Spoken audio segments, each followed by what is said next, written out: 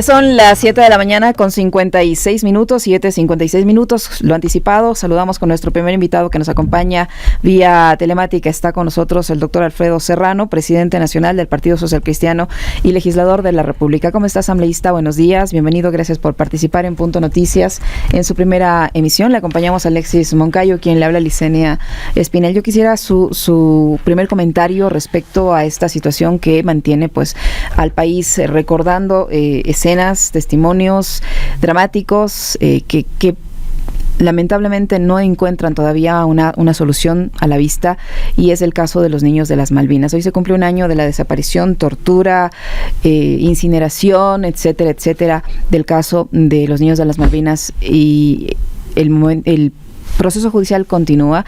No sabemos si en ese están todos los que deben ser responsables, tanto políticos como materiales e intelectuales del asunto, pero los padres todavía no encuentran un consuelo. ¿Qué opinión tiene usted como padre, como legislador de la República, respecto a este caso al cumplirse un año de este asesinato y de esta desaparición forzada? Buenos días, bienvenido.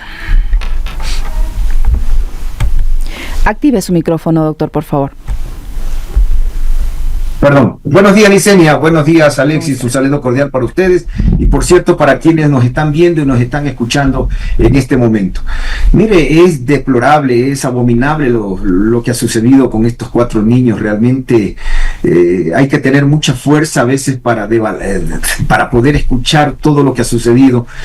Este tema está en manos de la justicia. Esperamos que la justicia haga su trabajo. Esperamos que la justicia aplique la ley, aplique correctamente la ley y todo el peso de la ley en contra de los funcionarios de la FAE, que son los que cometieron este horror definitivamente con estos niños. Realmente es indescriptible lo mal que significa para uno que ver este tipo de actitudes que no ayudan para nada, por cierto, a las Fuerzas Armadas ecuatorianas, que no ayudan para nada a la institucionalidad del país, y por cierto también nos va a dejar marcados en el tema de derechos humanos a nivel nacional e internacional. De manera que por ahora no nos queda más que esperar que las Fuerzas Armadas, que la justicia ecuatoriana haga su trabajo. Doctor, ¿cómo le va? Qué gusto saludarle. Buenos días. En materia de fiscalización sobre el tema de los 4 niños de las Malvinas, digamos, más allá del caso judicial que lo está llevando adelante los tribunales en contra de los 17, acá evidentemente tiene que haber, y hay por supuesto, responsables políticos, doctor, pero ¿y en materia de fiscalización se ha hecho lo necesario, o ADN nuevamente, como en otros casos, como en el caso Progeni y otros, pero tomando en cuenta la sensibilidad del caso, la asamblea controlada por ADN nuevamente bloqueó cualquier intento de fiscalizar? Porque fíjense ustedes, los ministros, al menos Lofredo, que está al frente de defensa, sigue desde la época y es uno de los que permanentemente ha manipulado la información, ha mentido y ha tratado de solapar la violencia con la que actuaron los 17 miembros de la FAE. Lamentablemente, no solamente en este caso, en todos los casos no hay fiscalización por parte de la Asamblea. La mayoría que tiene ADN ha impedido que todo caso donde se quiere investigar al gobierno se vea frustrado, incluso cuando alguna comisión, hay 2 comisiones que no controlan, han iniciado esos procesos, automáticamente se reúne el CAL y le quita ese proceso y le manda a otra comisión controlada por ADN. Es decir, a ese tipo de abusos democráticos hemos llegado en la Asamblea para evitar la fiscalización, que es un mandato constitucional de los asambleístas. Estamos tan amaniatados que creo que hay una orden, porque no veo otra cosa, que ni siquiera información podemos recabar los asambleístas que pedimos al gobierno nacional. No nos entregan la información. Yo recuerdo el ministro Martín, que se acaba de ir, el ministro de Salud, que se fue sin entregarme durante los 4 meses, creo que estuvo, le hice como 3 o 4 pedidos, insistencias de pedidos, y nunca contestó. De manera que en materia fiscalizadora pues no hemos cumplido absolutamente nada. Una comisión de fiscalización que no ha sesionado 60 días, reportaba en su momento Ecuavisa, un CAL que veta los juicios políticos. Imagínense, el CAL vetó el juicio político en el tema Progen. Esa facultad no la tiene el CAL en la ley. El CAL solamente verifica que se cumplan los requisitos y tiene que mandar a la comisión de fiscalización, y si no hay acuerdo en la comisión de fiscalización, definirá el pleno. Pero lamentablemente lo hicieron. En el CAL se bloqueó el juicio de la señora ministra de Energía y Ambiente, que es ahora. Entonces, no se avanza definitivamente, ni siquiera en los cambios del orden del día que involucren fiscalización son negados definitivamente. Entonces, esto sí es vergonzante. A mí al menos me avergüenza. No soy el autor de este freno que existe para la tarea fiscalizadora, pero sí me avergüenza que no podamos iniciar la tarea fiscalizadora porque no tenemos los votos, porque no tenemos una mayoría que permita fiscalizar. No entiendo hasta cuándo el gobierno va a mantenerse en esta actitud. Creí que luego del rotundo no que les dio el pueblo ecuatoriano en las urnas podrían haber cambios, podrían haber mejoras, podrían haber entendido el mensaje del pueblo ecuatoriano, pero lamentablemente o no lo quieren entender o no lo entendieron realmente. Legislador, pero usted considera que sí debe haber un responsable político, y le pregunto esto porque cuando se conoció el caso de las Malvinas, el ministro de Defensa fue uno de los primeros en dar su pronunciamiento, y él lo primero que hizo fue tachar de delincuentes a los niños un día después de que el presidente los había declarado héroes nacionales. Y otra cosa que hizo fue amenazar a la jueza que estaba a cargo del caso. La ministra de Gobierno en ese momento, la señora Palencia, hizo lo propio, rechazando un habeas corpus que se había concedido para que el proceso se lleve con la debida diligencia. ¿Usted considera que hay esos responsables políticos, porque se está procesando a los presuntos responsables materiales de este asesinato, de esta desaparición forzada en primera instancia, pero no hay responsables políticos? Nadie se hace cargo de la forma incluso como se ha llevado este proceso, que al cumplirse un año todavía no tiene una respuesta clara. No olvidemos que el señor ministro de Defensa fue llamado a juicio político por la bancada de RC, pasó el CAL y sorpresiva, en el periodo anterior, por cierto, y sorpresivamente se quedó allí en la comisión de fiscalización, donde no hubieron los votos, estaban obligados legalmente a enviar al pleno de la asamblea, pero no lo hicieron, y ahí hubo el cambio de dirección en la asamblea, se instaló una nueva asamblea y ese tema se quedó ahí en la comisión de fiscalización, donde ya correspondía enviarlo a que se pronuncie el pleno. De manera que sí, estoy de acuerdo que deben haber responsables políticos de este tema, completamente de acuerdo, pero lamentablemente también estamos conscientes que actualmente la asamblea ha desechado el rol de fiscalizador del gobierno nacional, y por lo tanto solamente cumplimos la agenda que manda Carondelet. El presidente de la asamblea creo que aún no se da cuenta que ha convertido a la asamblea en el patio trasero de Carondelet. El presidente de la asamblea no entiende que la institucionalidad de la asamblea la debería defender. A mí realmente me sorprendió cuando salió a nombre del gobierno el presidente de la asamblea, es decir, de la función fiscalizadora, de la función autónoma e independiente del gobierno nacional, de la primera función del Estado, salió como vocero del gobierno a hablar de los resultados electorales desde la casa del primer mandatario en Olón.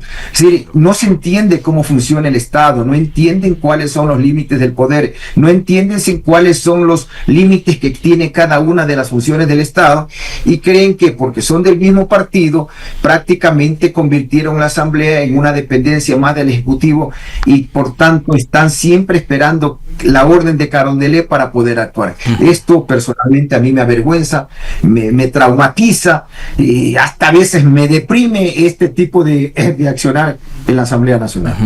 Doctor, usted decía hace un momento, parece que el presidente Noboa y el gobierno no han logrado procesar bien y entender cuál fue el mensaje que la gente, el 63% de ecuatorianos le dieron durante la consulta del 16 de noviembre. Yo le pregunto, ¿cuál fue el mensaje que le dio el pueblo al gobierno de Noboa? ¿Y qué se esperaba de un gobernante, ¿no? En un momento como ese, en que atravesaba probablemente una de las peores crisis en los 2 años que lleva al frente del Ejecutivo. Lo primero que esperaba que el día de elecciones que salga el presidente a dar la cara, que hasta ahora no le dice nada al pueblo ecuatoriano.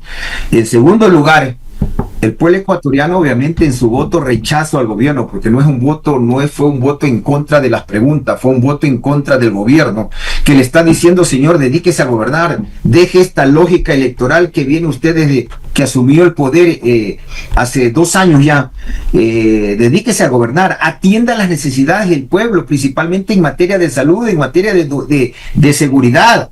El pueblo ecuatoriano hizo un tremendo esfuerzo poniendo 3 puntos del IVA, que paga hasta el más pobre de este país, tiene que pagar el IVA de 15%. Para la seguridad, el próximo año, según el presupuesto, son $1.800 millones, que significan esos 3 puntos del IVA, y sin embargo el presupuesto del Ministerio del Interior bajó, creo que en 113 millones, y el de Defensa en 11 millones de dólares.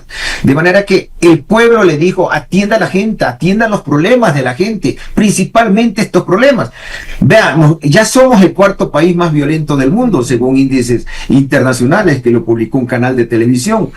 Y a décimas de ganarle a México y a Colombia, y de pronto, Dios no quiera, terminamos el año como el segundo país más violento del mundo, con el índice de criminalidad más alto, el segundo índice de criminalidad más alto del mundo. Entonces, la gente sí le dice al presidente de la República, yo le estoy pagando el 15% del IVA y usted no está invirtiendo en seguridad, porque acuérdense, hace un mes se aprobó en la ley, se aprobó en la Asamblea una ley para pedir caridad para las Fuerzas Armadas, para que donen, hagan donaciones a las Fuerzas Armadas, y claro, el IVA, que es lo que la gente está pagando todos los días, se suponía que era para seguridad, no le están dando a la fuerza pública para el combate al delincuente, y solamente ha servido para lograr bajar el riesgo país, para aumentar la reserva monetaria, para atender a los tenedores de deuda, y para que digan ahora somos un país con un riesgo, país de 500 y tantos, que 600 puntos, y claro, a los únicos que le favorece ese tema son a los tenedores de deuda,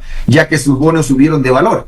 Entonces, estas son las situaciones que lamentablemente se vienen dando en la Asamblea, y que el gobierno no ha entendido o no quiere entender el mensaje que le dio el pueblo ecuatoriano. Está apenas a 6 meses de su mandato. Es la primera vez que a un gobernante en los 200 años de vida republicana que tenemos, que el pueblo le haya negado una consulta para instalar una constituyente. Es la primera vez.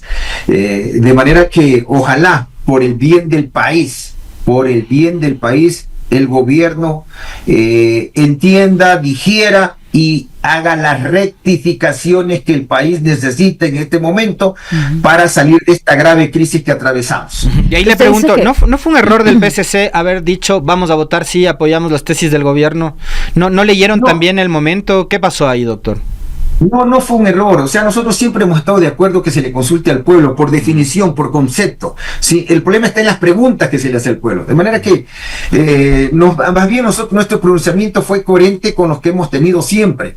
De consultarle al pueblo no es malo. El problema está que se le consulta.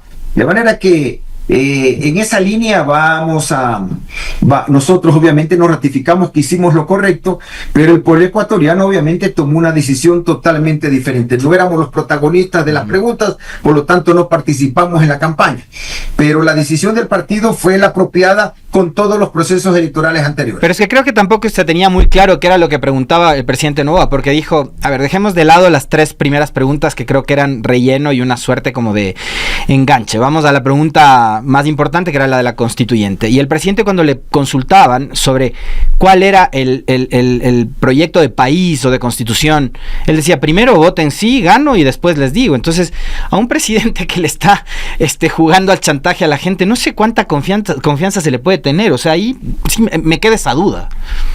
Bueno, nosotros creemos en cambio que la gente, usted le hubiera preguntado a la gente si quería que baje el IVA y la gente iba a votar no, porque ahí la gente se rebeló, el pueblo se rebeló contra el gobierno, ya no importaban las preguntas, era una forma de expresión del pueblo, que eso finalmente termina siendo la consulta popular. El presidente quería medir su popularidad y ahí está, el pueblo salió y le dijo, no señor, porque usted no atiende salud, porque usted no atiende vialidad, porque usted no nos da seguridad, porque usted está en campaña electoral permanentemente, porque usted está embelesado en tomarse todo el poder del Estado, ya solamente le falta la Corte Constitucional.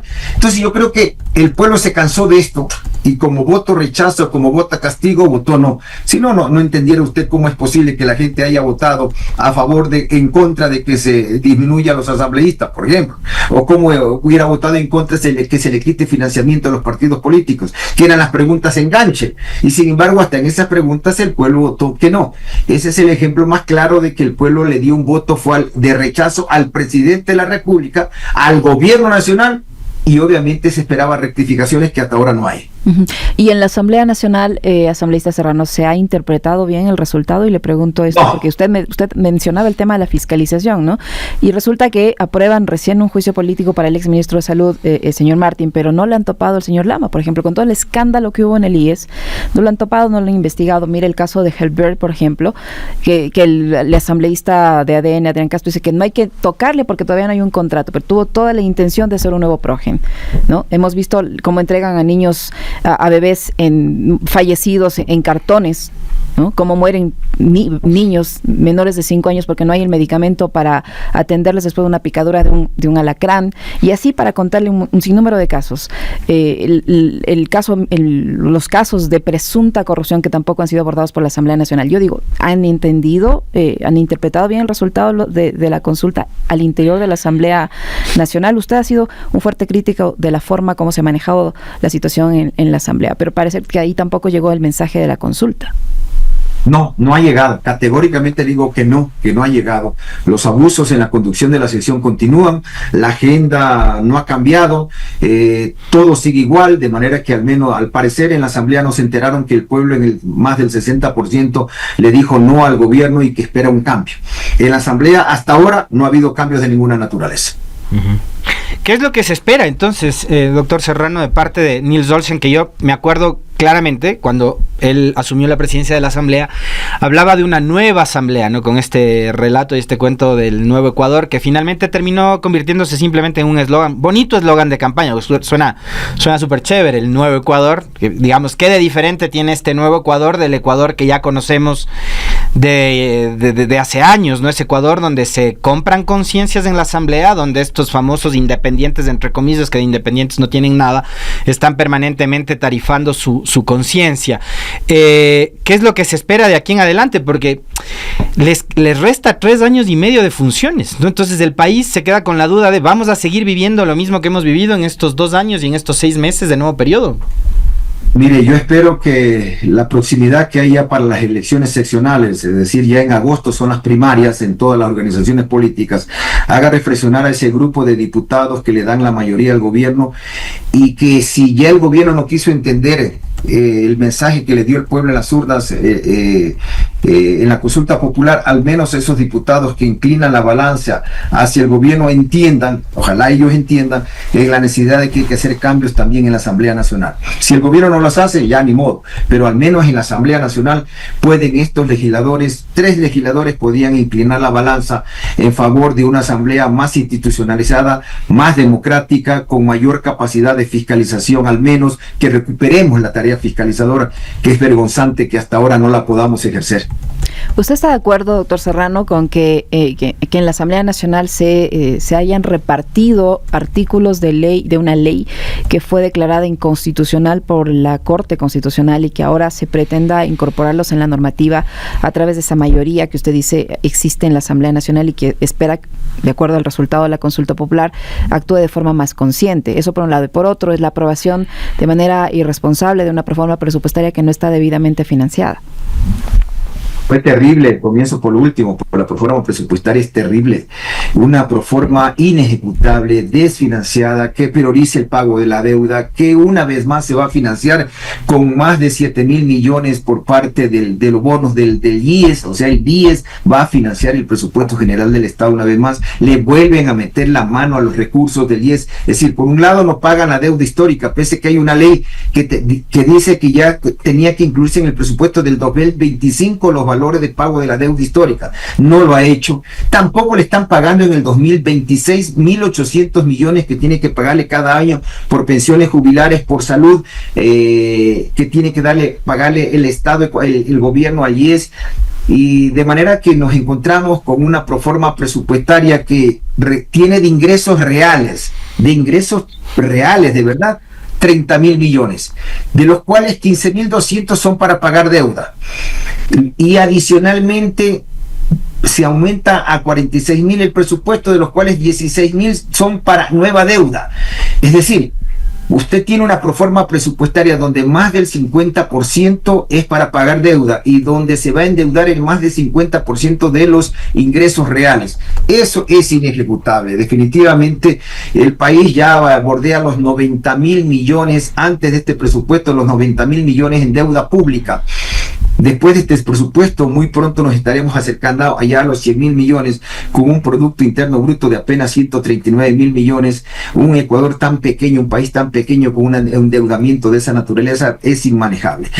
Aquí los únicos que disfrutan por la aprobación de esta proforma presupuestaria son los tenedores de deuda, que cada vez tienen más garantizados el pago de sus inversiones, pero lamentablemente en el resto son puros números, como en salud. Usted le pone cualquier valor y ejecuta solamente el 43%, en educación le pone cualquier número y luego ejecuta el 53%, le bajan el presupuesto al Ministerio del Interior, le bajan el presupuesto al Ministerio de Defensa, le quitan recursos a 19 universidades del país.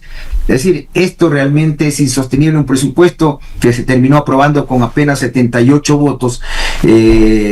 Lamentablemente, insisto, no recoge, no se ajusta incluso al Código de las Finanzas Públicas ni a la Constitución de la República.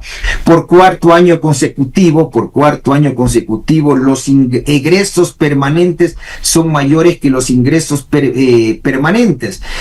Por lo tanto, la excepción que tiene el artículo 286, que dice por excepción podrá financiar salud y educación, ahora se ha convertido en regla. 4 años consecutivos el Estado, el gobierno ecuatoriano financia ingresos permanentes con egresos permanentes, lo cual es contrario a la Constitución de la República. De manera que ese presupuesto fue una tontería, un desastre, una vez más. Y respecto a los artículos de proyectos de ley, la Corte Constitucional fue claro cuando declaró inconstitucionales estas leyes por la forma. Usted no puede en segundo debate meter artículos, como por ejemplo en el tema de la LOCEP, meter 29 artículos en una ley de 4 artículos que era para reformar el Código del Trabajo, que no fueron debatidas en primera instancia y que simplemente el rato de votar en la comisión ponen esos artículos, aplican la ley de lo que el que tiene los votos gana y luego pretenden toparlo en el Pleno, pero eso contraviene justamente la sentencia de la Corte Constitucional que obliga, y del artículo de la Constitución que obliga a que todo tema tiene que ser debatido en 2 debates, primer debate y segundo debate. De manera que otra vez estamos cayendo en las inconstitucionalidades. Lo retiraron del orden del día el otro día este proyecto de la LOCEP, no sé si lo volverán a poner, pero al menos nosotros tenemos una posición en ese tema. Eso es inconstitucional, el procedimiento parlamentario nuevamente. Por lo tanto, nuevamente nos someteremos a demanda de inconstitucionalidad por la forma, por violar el procedimiento parlamentario. No quieren entender lo que no quieren leer la sentencia de la Corte, que es muy clara en este tema. Doctor, usted hablaba también de la cercanía de las seccionales, ¿no? Y creo que eso, digamos, para ADN, ellos estarán, el presidente Noboa, que le encanta estar en campaña, estará rogando porque ya llega el momento, ¿no? Pero ustedes, en cambio, el PSC, que han venido atravesando momentos complicados, altibajos en los últimos años, yo me imagino que ven a las seccionales como una oportunidad para tratar de reconstituirse como organización política, y yo jamás le restaré al PSC, por supuesto, su historia, su importancia en la historia política de este país, ¿no? Desde mediados del siglo pasado en que se fundó con Camilo Ponce. ¿Qué va a hacer el PSC? ¿Qué está pensando? ¿Qué estrategia es la que va a usar de cara a las seccionales y las disputas que dará en los territorios en donde siempre han sido ustedes fuertes?